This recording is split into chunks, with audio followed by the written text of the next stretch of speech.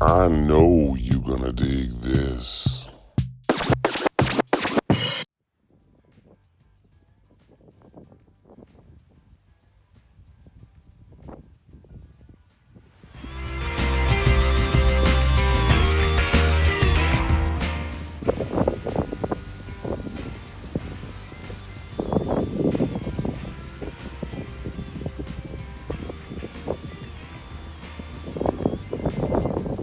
How's everybody doing?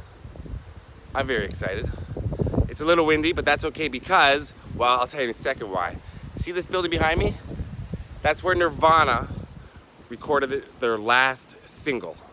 The last single they ever made was recorded in here. And the Foo Fighters, Dave Grohl, recorded the first Foo Fighters album by himself in this building. Now, since it's so windy, I can't really film outside. So what I'm gonna have to do is go inside and show you around the studio. I'm geeking out. Are you? Maybe this is the greatest day of my life. I don't know. I think it might be. I'm going inside the studio. Let's go. This is Robert Lang Studios in Seattle.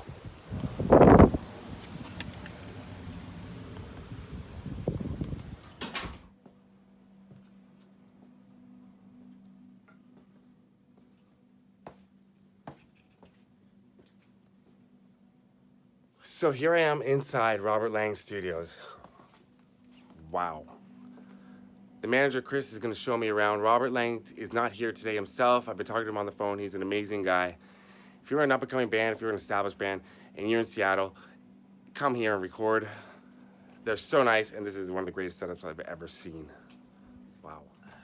So here we are in the main room, and very quickly, this is Robert, the owner of Robert Lang Studios.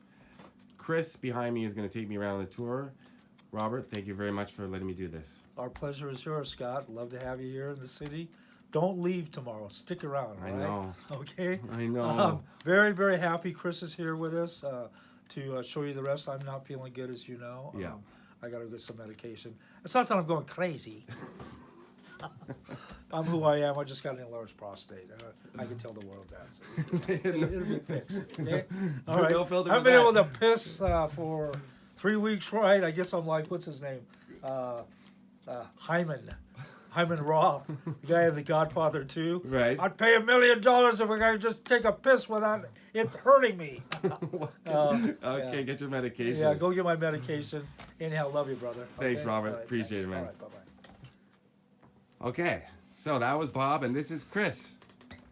Chris is the, So I'm chief engineer and studio manager here at Robert Lang Studios. I'm also a part owner.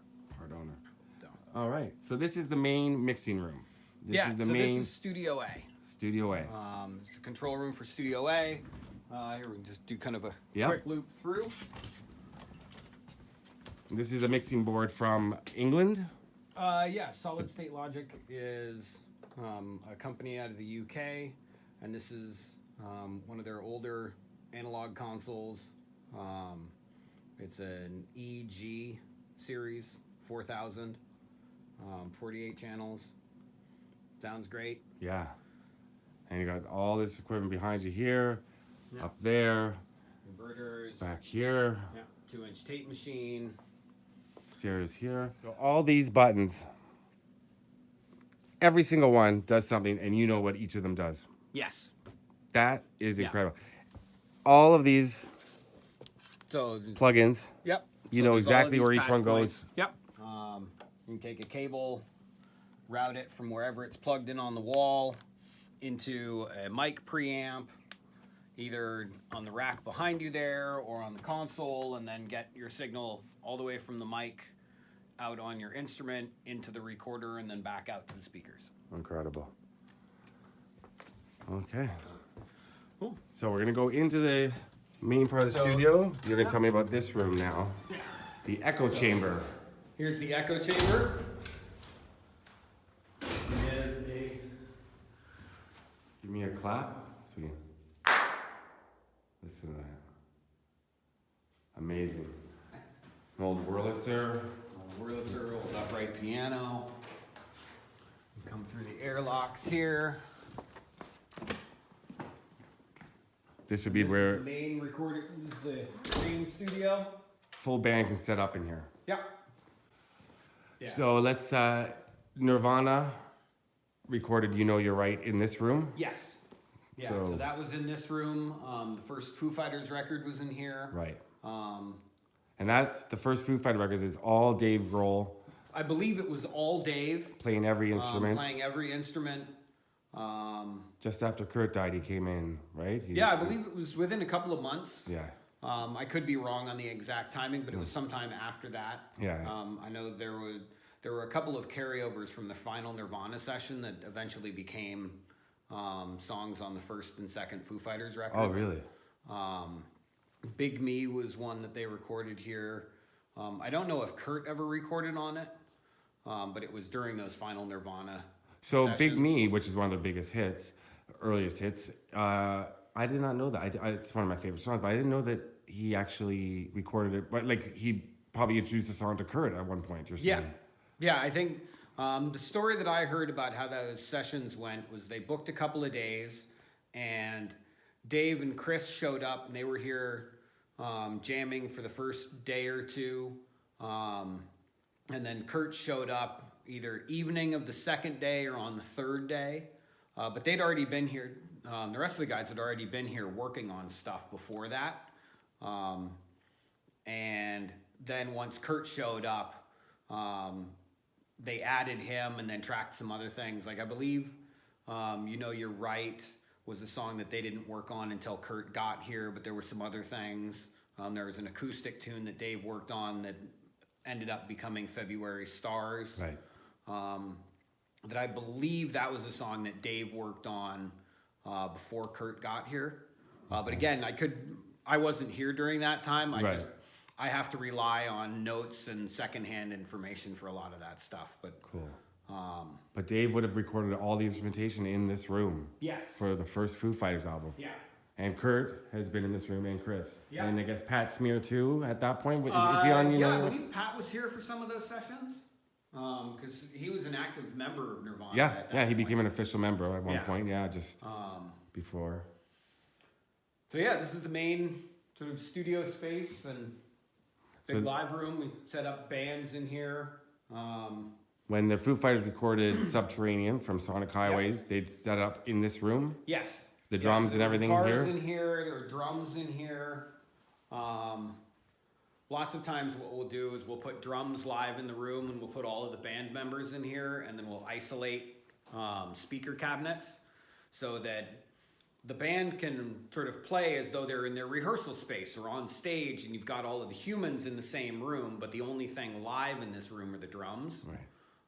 which really helps for isolation and dealing with things later.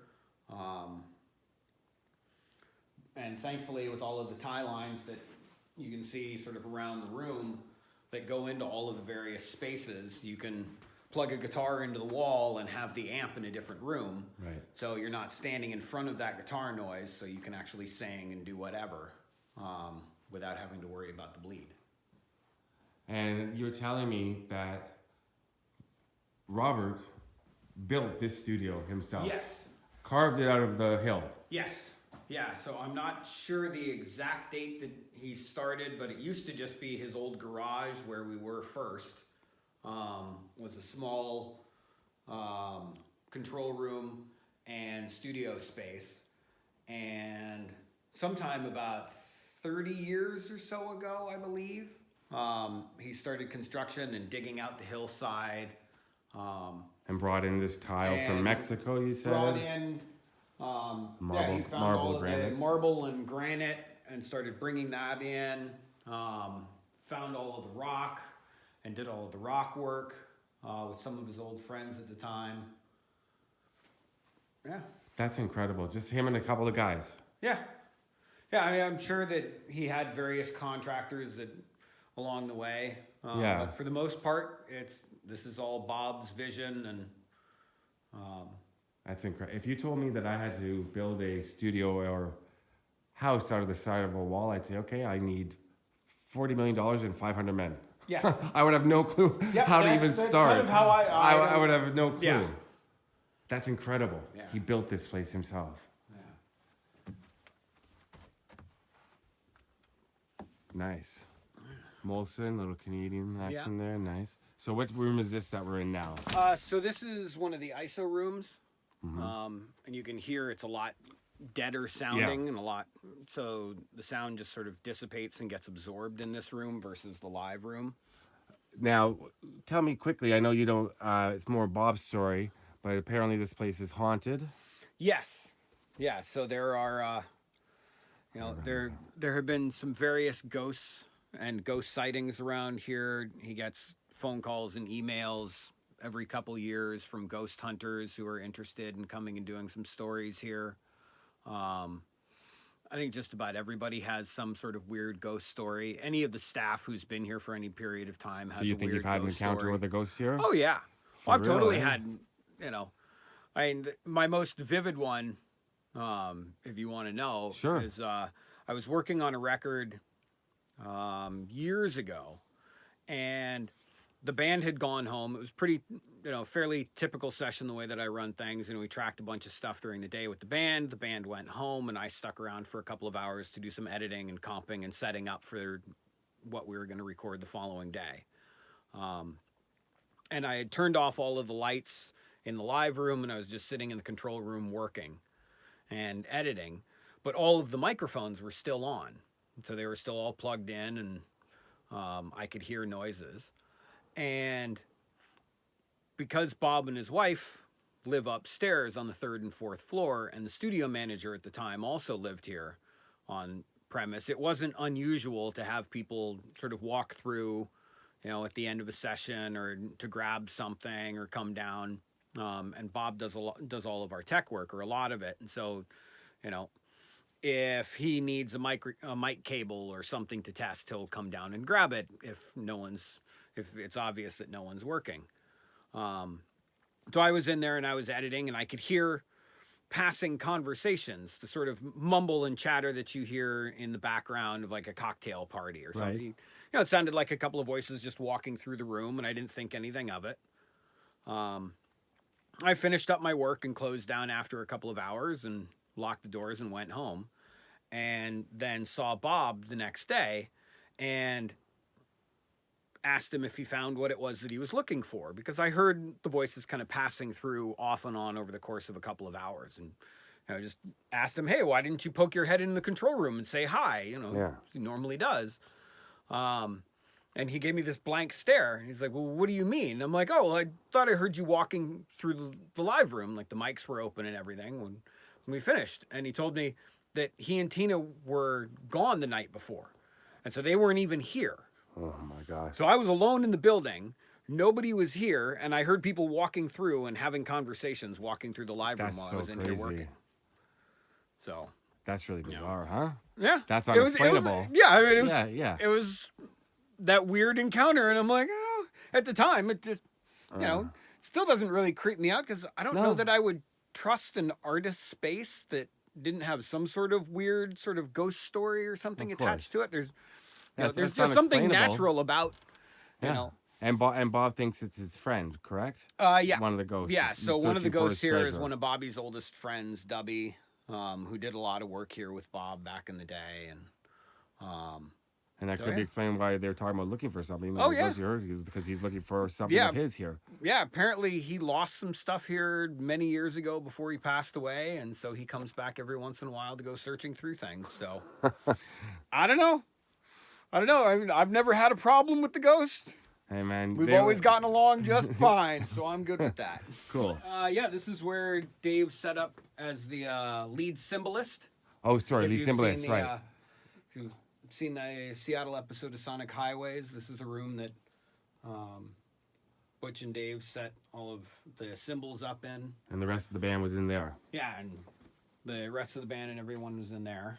And it's a great space for doing things just like that, where you can put a vocalist in here and could be singing with the rest of the band because you've got that line of sight.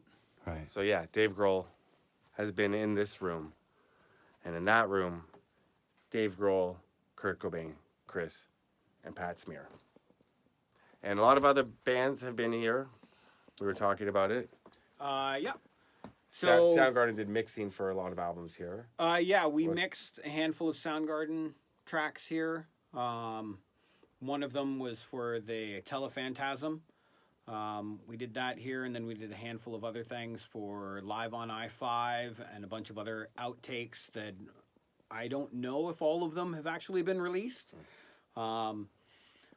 Done Presidents of the United States of America. Presidents of the United States, Candlebox, Macklemore. Damian Marley, Alice in Chains, Peter Frampton. Yeah. And one of the Pearl Jam guys you were telling me worked on the Peter Frampton album. Yeah, right? so Mike McCready and Matt Cameron from Pearl Jam, and Matt also plays in Soundgarden. We're working on that song with Peter here. A lot of history here. Yeah. Wow. This is Sam, one of our interns. Nice to meet you, Sam. Nice to meet you too. So we got some Macklemore, Peter Frampton, Soundgarden, Death Cab for Cutie, Candlebox, Kesha up there. Yeah. Very cool. This is Studio B we're going into now. Studio B. It's another SSL. This is one of the newer ones. So it's a digital and analog console. Right. And there's a school. There's a music school here too. Yeah. So we have an engineering education program and an academy here. Yeah. Is that in this space? We do a lot of stuff in both rooms and try and get students trained on using different types of consoles, but also doing a lot of in-the-box training in Pro Tools. Okay, cool. Try and get them set up so that they can go in and feel comfortable working in just about any studio. Right. You know, the idea is to give them enough information so that they can be employable and be confident about what they're doing. That's amazing. How long has that been going on for? It's been going on for the last couple of years, but it's really been the last year that we've sort of kicked things up. We're registered, and we have accreditation through Washington State as a vocational and trade school. Okay. So, very cool. That makes everything a lot more accessible to various students. Wow. So then this overlooks the basketball court where we just were. You can look down there. Oh, yeah, there's... She put a little hockey rink down there for the Canadian bands that come through. Ooh, there we go. Tragically Hip did something here. Band from my close to my hometown. Yeah. From Kingston, Ontario. Yeah. Tragically Hip have been through this, the downstairs space. So here we've got the presidents, United States. You may remember their song Lump or Peaches or Dune Buggy. And there's Robert there. President, that was, excuse me, that was a great first album. Yeah. And Foo Fighters. Foo Fighters from the second album. Yes. Alice in Chains, Damian Marley, Death Cab, Presidents, Candlebox. A lot of people remember Heart. And here we go. This is Nirvana, where they recorded the song, the last song they ever recorded as a band. Here. Yeah. You Know You're Right was recorded downstairs. Yeah. And this is the box set. It was first released on a Greatest Hits album, and then the box set. Sir Mix-a-Lot, which I say is the greatest album cover ever. Yeah. Very cool. And Foo Fighters' first album. Yeah. Platinum cassette. That's amazing. For those of us old enough to remember cassettes. All my viewers do, for sure. Boys to Men. And Dave Matthews. Yeah. Very cool. So this is the lounge in the kitchen that is kind of... Bands hang out and just chill. Bands hang out and, it becomes part of their home while they're here. Overlooking the ocean. I'll show you that in a second, but I want to see this. This is Dave Grohl here from the Foo Fighters for the studio that changed my life forever. I wouldn't be me without you. Thank you for everything. Love always, David. That's incredible. Yeah. Another framed box set of Nirvana. Dave Matthews Band. To everyone here at Robert Lang's, thank you for making such a magical place. Dave Matthews. I got an old pinball machine called Black Hole. Yeah. Very cool. And the barbecue pit where bands can go out and have a little barbecue, right? Yeah. Down there. Overlooking, look at that view. Here, I'll go show you that way. You could lounge here for Yeah, I've lost many hours sitting around up here. Oh, yeah. Working away, editing. Yeah. Full kitchen, ready to go, Full right? kitchen. Yep. So we've just been talking about some of the famous people, famous musicians that you know, that you've met. Now, Kurt, you met once in passing. Yeah. You can't remember that much about it because it was a long time ago. Yeah, it was a long time ago. You know, it seemed like a nice enough guy. I think I vaguely remember it was at some like radio station after party thing. Yeah, you know, seemed like a very gentle person. You know, good soul. Andrew Wood from Mother Love Bone, you met at once. I may have. I don't Yeah. I don't remember. It was that was a long time ago. It's a different life almost, right? Yeah. Yeah. And Yeah. Tommy Lee from Motley Crue. Yep, I met him through some mutual friends. Duff from Guns N' Roses. Yep, I see, you know, Duff every once in a while around town. They're just normal people, and that's one of the great things about Seattle is, you know, musicians have always just kind of been able to hide in plain sight here and be treated like normal people, which I think is one of the attractions and appeals of the Pacific Northwest here is, you know, they're just normal people with different jobs. Yep. You know? So let's sum it up. This is where Dave Grohl recorded the first Foo Fighters album all by himself. Nirvana's been here. Alice in Chains. Death Cab for Cutie. Soundgarden.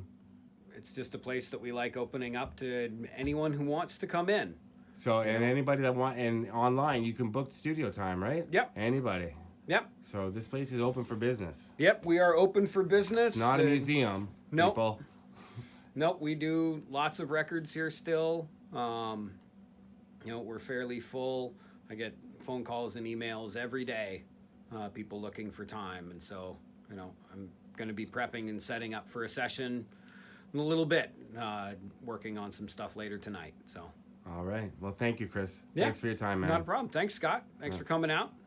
This is awesome. So, what'd you think? Here I am in the main room where Dave Grohl did the first Foo Fighters album. Right here. Hallowed ground. For a Foo Fighters fan, for a Nirvana fan, this is amazing. Just amazing to be here right now. Just a short little story about the Foo Fighters. I'm such a huge fan. When after Nirvana ended, and I heard the rumors that Dave Grohl had started a new band called the Foo Fighters. There was no music release. There was no internet then. So I didn't know when it was coming out. I was just anticipating it. I was so excited, but I kept hearing the song on the radio. This is a call to all my... Called This Is a Call. But I never heard the intro or the outro. It was in the mix of other songs on the radio station in Toronto, CFNY, The Edge.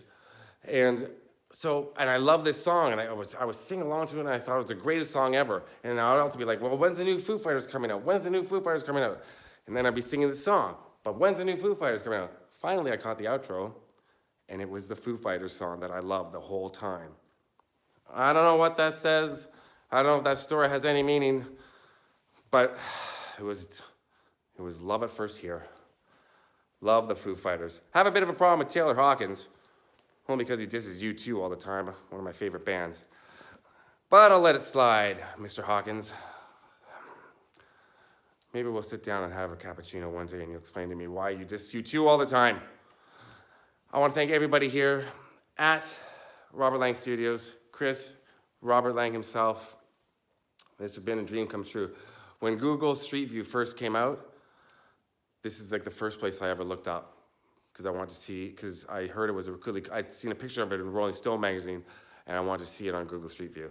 And I saw the building, and I always wanted to come here. And I'm finally here, and you're with me. And to all my regular viewers watching, I've been reading all your comments, of course, loving every comment. It's just bad Wi-Fi where I'm staying, doing a live broadcast tomorrow night, Thursday, in Seattle.